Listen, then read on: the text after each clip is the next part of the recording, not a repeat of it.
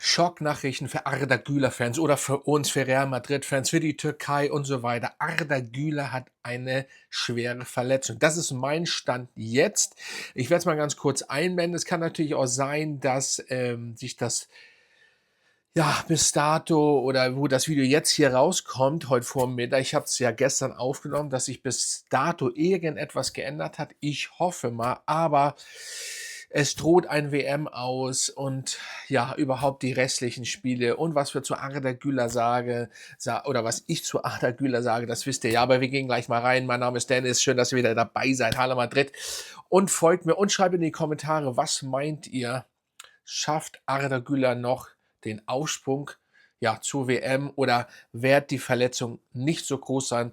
Hofft ihr das und so weiter und so fort? Könnt ihr auf jeden Fall mal in die Kommentare reinschreiben, Freunde. Ja, das ist das, was uns noch gefehlt hat jetzt. Erstmal uns und natürlich vor allen Dingen der Türkei, der türkischen Nationalmannschaft für die WM. Der beste Mann mit oder wenn nicht überhaupt der beste Mann, auch bei uns und überhaupt hat eine, ich glaube, eine starke Oberschenkelverletzung. Verbessert mich bitte, schreibt in die Kommentare. Das habe ich jetzt gestern gelesen. Das ist mein Stand von gestern, ne? Einfach mal so schnell. Und deswegen habe ich gedacht, oh mein Gott, das muss ich jetzt hier erstmal hier als Video raushauen, weil ich hoffe und ich wünsche natürlich Arda Güler alles Beste und dass er auf jeden Fall das übersteht. Meine Güte, das muss doch nicht sein. Aber irgendwie, nicht das mit Ihnen, aber es wird immer mehr. Es wird immer mehr. Ich sage ja immer so, ich habe nichts dagegen, wenn man mehr Spiele hat. Ne? Die Bundesliga jammert ja rum, dass es so viel Spiele sind, obwohl sie noch am wenigsten Spiele haben. Wir haben England, Spanien, Türkei, überall gibt es mehr Spiele. Aber vielleicht sollte man auch mal diese schwachsinnigen Freundschaftsspiele dazwischen mit der Nationalmannschaft vielleicht ein bisschen reduzieren oder vielleicht irgendwelche anderen, keine Ahnung, Spiele, weil irgendwann natürlich könnte man jetzt sagen, andere gehen auch jeden Tag arbeiten, aber das sind Profisportler, die Muskeln stehen immer unter Power et cetera pp. Und Training und so weiter und vielleicht sollte man irgendwann vielleicht mal keine Pokale weglassen, natürlich nicht, aber unnötige Freundschaftsspiele vor der Saison und so weiter. Die Club-WM, ich weiß nicht, ob die Club-WM wirklich so ein Muss ist, dass man das macht, aber nichtsdestotrotz irgendwie vor allen Dingen bei uns verletzen sich extrem viele. Die Frage ist, was essen die? Warum, weshalb, wieso? Und Arda Güler ist fit. Sorry, ne, das dürft ihr nicht vergessen. Der ist dann eigentlich schon, er wird ja langsam zur richtigen Maschine, wenn ihr ihn mal beobachtet, ne? Auch wenn er im Sommer oben ohne trainiert, man sieht das, ne? Nur, es ist einfach irgendwann too much für die Muskeln. Und dann haben wir noch das Problem, unsere Ärzte bei Real Madrid. Jetzt bin ich gespannt. Wenn das so bleiben sollte und wenn Arda Güler nicht zur WM mitfahren kann, was natürlich ein super GAU wäre, super traurig für den Jungen und so weiter, vor allen Dingen für die Türkei. Ähm, also ich will nicht sagen, dass die Türkei keine anderen gute Spieler hat, aber ihr wisst, was ich meine. Arda Güler ist da, ne, the man. Aber dann bin ich gespannt, denkt jetzt an meine Worte, ob die türkische Nationalmannschaft den Ärztestab von Real Madrid dann die Schuld gibt. Passt mal auf, denkt meine Worte. Ich habe das irgendwie im Gefühl, dass das so passieren könnte. Weil es ist schon sehr komisch. Wir haben extrem viele Verletzte.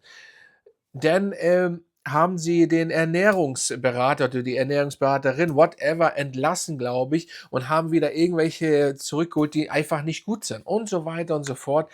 Und wenn man sich das überlegt, was für Verletzungen unsere Ärzte schon übersehen haben oder wie sie die Spieler noch eine halbe Stunde weiterspielen lassen haben, obwohl er eigentlich eine richtig schwere Verletzung hatte.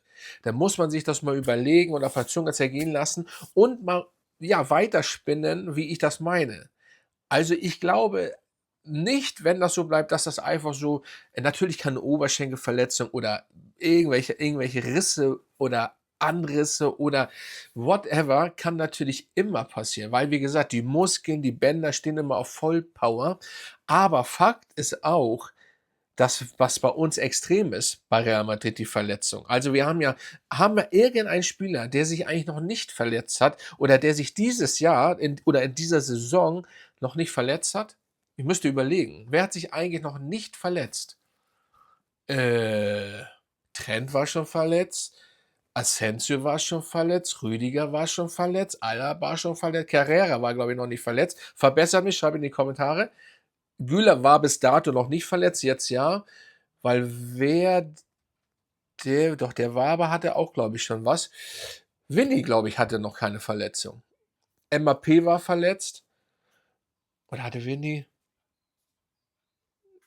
Tchouaméni weiß ich nicht, Camavinga ja. Ja, es ist schon auffällig und das Thema das geht ja rum. Und dass unsere Ärzte, wenn das denn alles wirklich so stimmt, das muss man ja mal erwähnen, wenn das alles so stimmt, dann sind absolut schlecht. Die sind unfähig, ihren Job. Das ist der erste Punkt nach dieser Saison, wo man anfangen muss. Und das geht ja schnell. Wer will nicht zu Real Madrid? Ne? Also ich habe gehört oder ja, meine Frau zum Beispiel kennt, ich weiß nicht, ob das ein Arzt oder ein Heilpraktiker, nee, ist glaube ich ein Arzt, der arbeitet auch für Real Madrid, aber jetzt nicht der Stab, glaube ich, der Hauptstab, aber irgendwie, keine Ahnung, ist mir irgendwie sowas rum. Also sie, sie kennt einen, der, glaube ich, für Real Madrid oder da auch schon mal war, irgendwie so, keine Ahnung. Ähm, Meine Frau ist Heilpraktikerin, ne? Und so weiter und so fort. Das Ding ist nur, ähm, dass also einen Ärztestab neu zu finden, einen sehr guten, ist, glaube ich, gar nicht mal so schwer. Also, man muss nur vertrauen, vielleicht muss man auch Ärzte nehmen, die vielleicht nicht vorher beim Fußball waren, sondern die richtig Ahnung haben. Und nicht, ne, man muss wirklich so und so, aber es widerspricht sich so ein bisschen, man muss so und so Ärzte nehmen, die Ahnung haben. Und nicht irgendwelche Pappnasen, die irgendwelche Diagnosen aussprechen und die Ernährungsberater, da fängt es an, und ich bin, was Ernährung angeht, das ist gerade die Fußballer, da bin ich ein Waisenkind ja noch drin, was Ernährung angeht, die sind ja noch ganz anders. Und wenn man das nicht richtig macht, dann können falsche Ernährung oder es ist falsche Ernährung kann Probleme mit den Muskeln geben. Und dann passiert eben sowas. So, und es ist so alles ein Kreislauf bei uns. Es rundet das alles ab, aber ich schweife ab. Ist ein bisschen traurig. Jetzt haben wir über das alles geredet. Fakt ist, Arda Güler, 21 Jahre alt, einer der besten türkischen Spieler wahrscheinlich überhaupt, unter die es je gab, mit einer der besten Talente, wenn er auf der 10 ist oder beziehungsweise Nachwuchsspieler oder eigentlich schon der Spieler, wenn er nur auf der 10 spielt, wenn unser Trainer Abeloa auch immer lässt ihn ja nicht durchspielen und so weiter. Und jeder sagt, das ist einer der Besten der Welt und wir sehen uns ja. Ob das der Todespass ist, ob das Doppelpass ist, aber er kriegt die Doppelpässe ja nie zurück, leider.